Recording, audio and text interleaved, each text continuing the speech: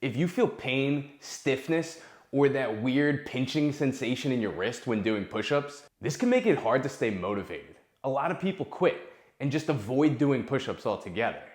But this causes them to miss out on one of the single best upper body exercises on the planet. In this video, I'm gonna share with you 6 push-up modifications that you can use to train with little or no wrist pain today. I'm also gonna show you 3 dynamic exercises that when you add them to your training routine will build strong, bulletproof wrists, so that way the pain doesn't come back. So how are you gonna train pain-free today? Well, the easiest fix is to stop bending your wrist at the bottom of the push-up.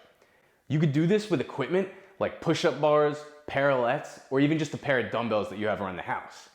All of these options work because they keep your wrist in a neutral position rather than cranked back at 90 degrees. The first option is to buy specialty equipment like push-up bars that are designed to keep your wrists in a neutral position.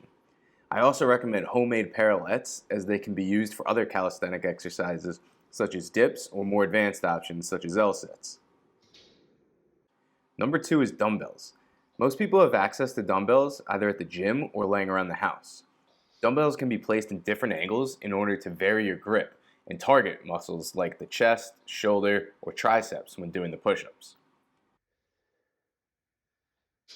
Number 3 is yoga blocks. By placing your hands on the edge of yoga blocks, it allows you to keep pressure on the palm of your hands without such an intense angle at the wrist. But what if you don't have any equipment? That's when knuckle push-ups come in. This free option keeps your wrist straight, just like push-up bars. A pro tip is to do these on a yoga mat, carpet, or grass so your knuckles don't get chewed up. Number 5 is slant board or wedges. The gentle incline of a wedge is good for easing your way into the full push-up. A lot of people who have trouble with squat depth use slant boards to support their ankles, but they never think to do the same for their wrists. With these wedges, you can progress to a floor push-up over time. Number 6 is one of my favorite hacks, a rolled yoga mat. Roll up the edge of the mat and rest the heel of your hand on it. This creates a slight incline that takes pressure off of your wrist. As your wrist gets stronger, you can unroll the mat layer by layer until you're back to the full floor push-up. If you don't have a yoga mat, you can do a similar thing with a towel.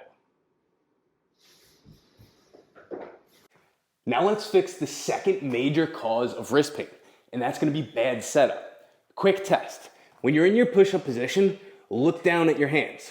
Are they directly under your shoulders, or are they way out in front of you? If they're way out in front of you, you're adding a lot of pressure to the heel of your hand and your wrist.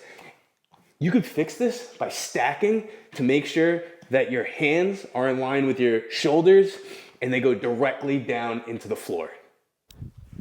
All right, here's another push-up tip. Actively grip the ground. So spread your fingers wide and press through your entire hand, clawing at the ground. This makes sure that you're distributing the load of your push-up across your entire hand, instead of just pressing through the heel of your hand, putting a lot of strain on the wrist. An added bonus of this tip is that it immediately engages your forearms and makes your push-ups stronger. So I've previously made a video on how to get your first push-up, and that goes over proper form, and I would definitely recommend that if you're struggling with wrist pain in the push-up. I'll link it in the description below. All right, let's talk about why your wrists are screaming at you in the first place. And for most of us, that's gonna be lack of wrist extension. So for a push-up, it requires that your wrist gets to about a 90-degree angle at the bottom. But most people never hit that range of motion. Instead, they're typing, texting, or scrolling all day. And then suddenly, when you wanna do a push-up, you're asking your body to not only get to that 90 degrees, but to do so with your entire body weight. That compression and weight is normally what causes wrist pain in the first place. Let's talk about the second major cause of wrist pain in the push-up, and that's just gonna be improper technique. When you're doing a push-up, if you put your hands too far out in front of you, you keep them too wide, or you point your fingers out awkwardly to the sides too much, it causes unstable and uneven balance and pressure in your wrist. This is like trying to balance something really heavy on a wobbly table. It's a recipe for disaster, and it directly leads to wrist pain. The good news is that both of these problems have clear solutions. So long term, if you want your wrist pain gone for good, you need to strengthen the wrist joint itself, not just avoid the push-up position.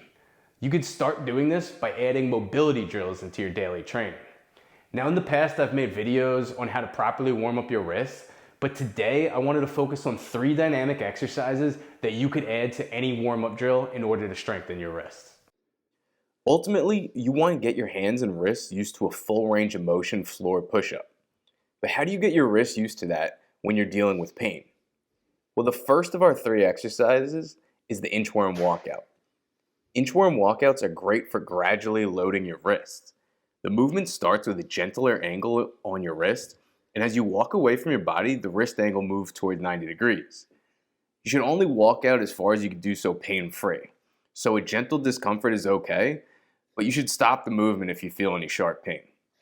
Doing a push-up at the bottom is great, but you still get 90% of the wrist warm-up benefits by simply walking out to a high plank position. Add these to your warm-up routine consistently, and you'll feel the difference. Number 2 is bear crawls. Bear crawls build strength and control in that extended wrist position. You should start slow, and just like with the inchworm walkouts, aim to keep your full hand on the floor for best results. Number 3 is farmer's carries. Pick up heavy dumbbells and walk. It's that simple. This lights up the small stabilizer muscles in your hands and forearms. What makes the farmer carry unique is, unlike the compression caused by push-ups, the weight actually pulls your wrist joint down with gravity. So instead of compressing forces on your wrist, you'll feel a pulling sensation known as traction. This gentle distraction, when done under control, can reduce joint pressure and be beneficial for joint health. So what do you do with all of this information? Here's your simple step-by-step game plan. Step 1, for immediate relief, the next time you work out, you're not allowed to push through the pain. Switch to one of the pain-free options we talked about. Use dumbbells, a towel, or a yoga mat in order to train your push-ups pain-free. Your job is to train hard without hurting yourself. Step 2 is the long-term fix. If the pain continues or gets worse, see a doctor. If you see improvement, continue to add in mobility and strengthening drills a few times a week. Consistency is everything. Think of it as preventative maintenance for your body. I hope these tips have helped, and if push-ups are part of your training, I'm building a full playlist on all the most common push-up questions. So if you have one, drop it in the comments below. Until next time, stay ready, stay safe.